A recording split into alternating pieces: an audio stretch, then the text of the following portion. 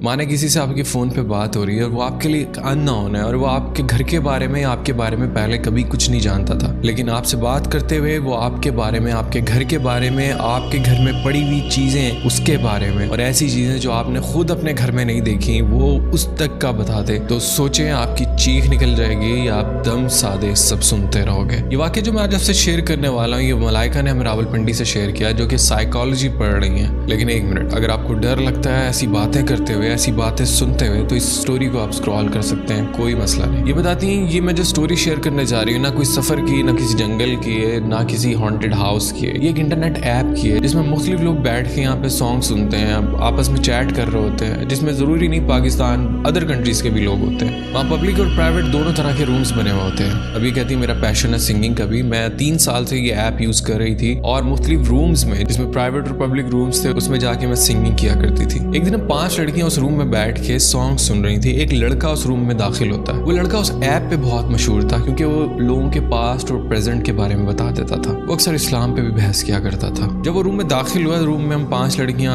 एक सन्नाटा सा था, अपना सॉन्ग सुन रही थी और अपना एंजॉय कर रही थी। तो एकदम से एक लड़की पैनिक हुई, उसने बोला इसको जल्दी से बाहर निकालो, ये जल्दी से। तो एक ने फौरन उसको रूम से बाहर निकाल दिया। जब मैंने उससे पूछा भाई क्या वजह थी, तुमने क्यों बाहर निकाला, तो कहती है कि ये लड़का सही नहीं है, ये लोगों के राज जान लेता है और फिर उन्हें डराता है। अभी कहती मैं चूंकि साइकोलॉजी की स्टूडेंट थी, मुझे क्यूरियोसिटी हुई और मैंने सोचा मैं इसकी सच्चाई जानूंगी। मैंने इसे अपने प्राइवेट रूम में इनवाइट किया और जैसे ही मैंने उसे इनविटेशन भेजा वो फौरन मेरे रूम में आ गया। हैरत की बात ये थी कि जैसे उसे मालूम था कि मुझसे इनवाइट करने वाली, मैंने उसे सलाम किया, उसने कोई जवाब नहीं दिया। मैंने उसे सवाल किया कि सुना है कि तुम लोगों का पास्ट और प्रेजेंट बता देते हो। उसने कहा हाँ बता सकता हूँ। मैंने कहा कि चलो ठीक है, फिर मेरा बताओ। अब हम कोई वीडियो कॉल पे नहीं थे, हम सिर्फ ऑडियो कॉल पे थे। अच्छा, फिर कहने लगा तुम्हें माइक पे अपनी डेट ऑफ बर्थ बतानी है और फिर मैंने ऐसे ही किया। 2 मिनट तक वो साइलेंस रहा, बिल्कुल खामोशी हो गई। 2 मिनट बाद वो माइक पे आया और कहता है कि अच्छा पूछो क्या पूछना है। मैंने कहा मेरा नाम बताओ। कहता है तुम्हारा नाम इंग्लिश में एम से और उर्दू में मीम से शुरू होता है। अच्छा, मैंने उस रूम में एक फेक नाम रखा हुआ था, फिर भी वो सही था। मैंने उससे मजीद सवाल किए और वो सही जवाब देता चला गया। अच्छा, अब असल बात शुरू होती है। उसने कहा जी मैं तुम्हें कुछ ऐसा बताऊंगा जो सुनने के बाद तुमने चीखना नहीं है, तुम वादा करो,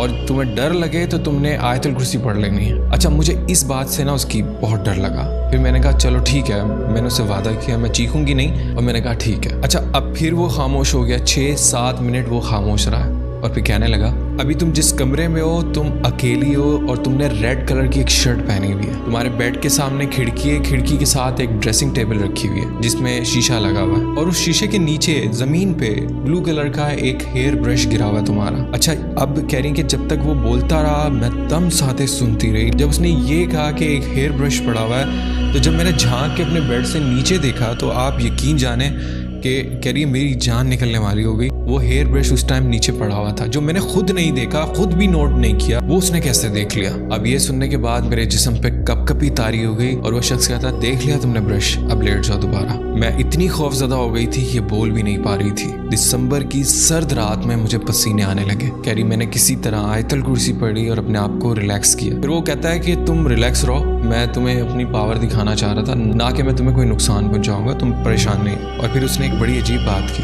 कि मैं पहले मुसलमान था अब नहीं हूँ। मैं हैरान रह गई और मैंने पूछा कि ऐसा क्यों, तो वो सख्त लहजे में बोला ये तुम्हारा मसला नहीं है, बस इतना जान लो मैं इंसानों का खून पीता हूँ, उनको नुकसान पहुंचा के नहीं, उनसे मांग के। ये बहुत करीबी बात की उसने। ये सुनकर मैंने फौरन फोन बंद किया, मोबाइल बंद किया, कंबल में मुंह छुपा के मैं बस आयतुल कुर्सी पढ़ती रही। पूरी रात मुझे नींद नहीं आई। सुबह देखा तो बुखार था और पूरा हफ्ता मैं बुखार में तपती रही। फिर मैंने अल्लाह से तौबा की, नमाज पढ़ी और अब भी मैं वो ऐप इस्तेमाल करती हूँ, लेकिन वो शख्स मुझे दोबारा कभी नजर नहीं आया। पता नहीं वो शख्स कौन था और किस वजह से उसने इस्लाम छोड़ा। अल्लाह हम सबको हिदायत दे। ऐसी लॉन्ग स्टोरी सुनने के लिए मेरे यूट्यूब चैनल को सब्सक्राइब कर लें।